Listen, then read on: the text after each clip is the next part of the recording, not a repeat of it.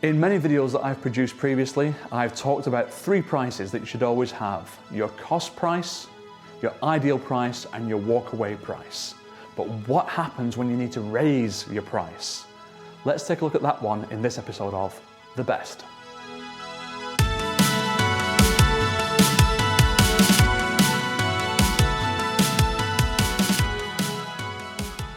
When I got the opportunity to work in America, I was given the opportunity by a particular CPA society, and they were looking to put a future leaders program together that would develop the senior managers within member practices of their organization and really prepare them for life in partnership. And I'd written some content and some material, I'd done some research, produced a book on that topic, and I've been very kindly introduced by a mutual friend, and we got the opportunity to talk about the possibility of doing this project. And so, as you know from everything you have to do, when we get a big opportunity, we need to scope something out in a discussion document or a proposal document of some kind that goes beyond a standard quote.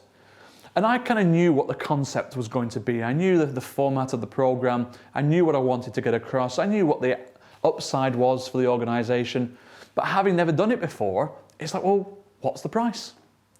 So looking at my own teachings that there should be a walkaway price and a cost price and an ideal price, I focused on the ideal price first of all. And it was a number that was a big number, a number that I hadn't charged previously.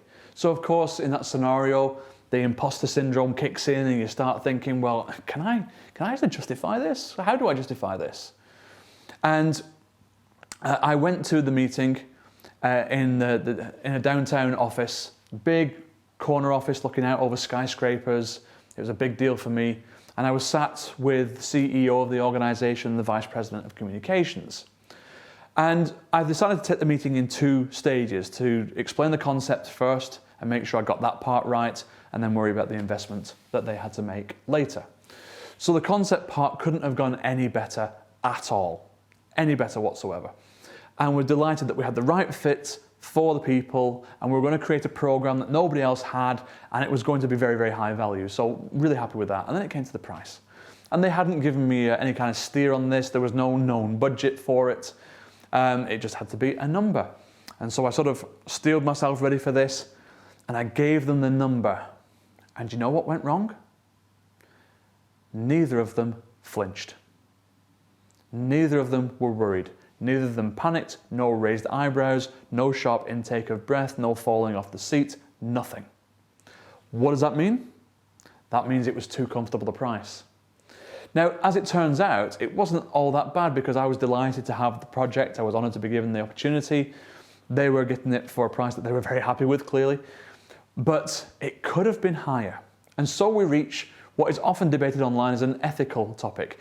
Is it right to charge more than you would actually want because the client's prepared to pay for it? And you can draw your own conclusions on that. But what I realized is that, okay, for this first one, that's fine.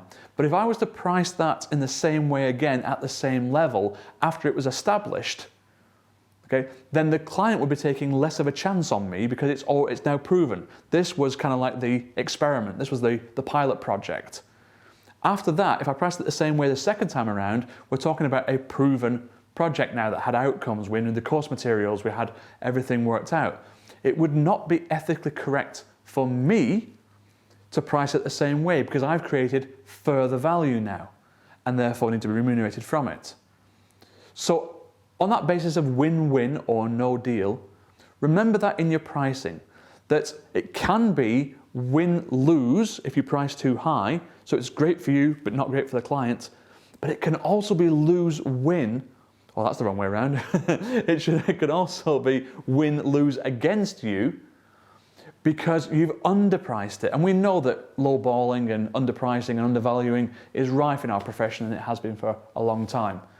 But it's becoming more and more important for you to get that part right. And when we raise our prices, we are not ripping off a client and creating a win-lose if we can justify the value, the improvement created, the outcomes to our clients as a result. So I want you to take a look at your pricing at this time, because there are many voices to talk to you about value pricing and various other aspects of how you reach that number and how you work that number out. But I wanted to talk to you about what is true value. What improvement can you make? And when you look at what you're currently charging for what you do, should it actually be a little bit higher to make it a win-win for both parties? Because when you get win-win, that is the best solution for everybody.